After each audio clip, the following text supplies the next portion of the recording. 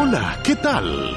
Bienvenidos a En Pocas Palabras, el podcast de Omar García. En Ecuador se cumplen 16 días de protestas contra las políticas del gobierno de Guillermo Lasso, con millonarias pérdidas diarias, posible paralización de extracción de petróleo y un proceso de destitución en el Congreso que comenzó de manera virtual el domingo, impulsada por los 47 diputados de la Unión de la Esperanza, que es la bancada del expresidente Rafael Correa, pero que no tiene los votos necesarios para destituir al presidente Lasso.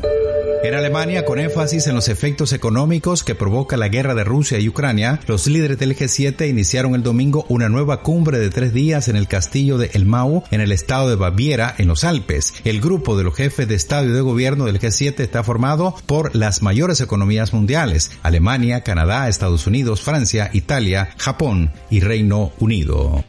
Marruecos, que funge como guardián, como policía de Europa para que no entren migrantes, en alianza con España, mataron en Melilla, frontera sur, a unas 30 personas que buscaban entrar a la región. Analistas y organismos de derechos humanos califican el acto como de horror, deshumanización y excepcionalidad, abuso de fuerza y autoridad, violencia, impunidad y criminalización, amparado y aplaudido por ambos gobiernos bajo el pretexto de esquema de seguridad de la política inteligente de fronteras. En Portugal, el secretario general de la ONU, António Guterres, durante el Foro de la Juventud y la Innovación, que es parte de la Conferencia de Naciones Unidas sobre los Océanos, que inició este lunes en Lisboa, admitió que en su generación los que tuvieron responsabilidades políticas, como su caso, fueron lentos o a veces no quisieron reconocer que las cosas estaban empeorando. Guterres, hay que recordar, fue primer ministro de Portugal de 1995 a 2002. En Brasil, el secretario general del Consejo Federal de Farmacias, Gustavo Pires, alertó por la falta de algunos medicamentos debido a las graves consecuencias de desequilibrios en las cadenas globales de producción y distribución causados en parte por los confinamientos en China y la guerra en Ucrania. Representantes de los laboratorios Pfizer y BioNTech informaron el fin de semana que ya probaron 2 versiones modificadas de su vacuna y que generaron una mayor respuesta inmunológica contra Omicron. Los resultados positivos se producen tras evaluar la seguridad, la tolerabilidad y la inmunogenicidad de 2 vacunas candidatas contra el COVID adaptadas contra la variante Omicron. En Suiza, el director general de la Organización Mundial de la Salud, Tedros Adhanom Ghebreyesus, aclaró que el brote de viruela del mono es una amenaza de salud preocupante, pero por el momento no se trata de una emergencia de salud pública mundial, que es el nivel más alto de alerta que la OMS puede admitir. El fin de semana, Perú admitió el primer caso.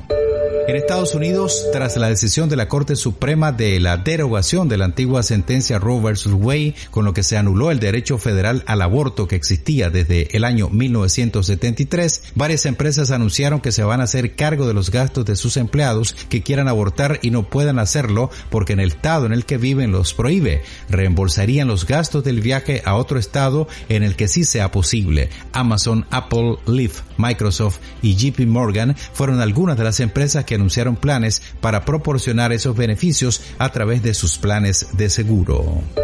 En Austria, un informe emitido por la Oficina de Naciones Unidas para la Droga y el Delito advierte que una prolongada guerra en Ucrania podría crear las condiciones para convertir ese país del este de Europa, invadido por Rusia en febrero pasado, en un centro de producción de anfetaminas. Recuerda que el número de laboratorios de anfetaminas desmantelados en Ucrania pasó entre 2019 y 2020 de 17 a 79.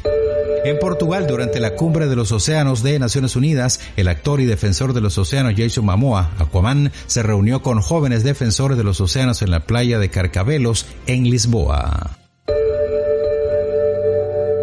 Gracias por elegirnos entre el infinito mundo de las comunicaciones actuales.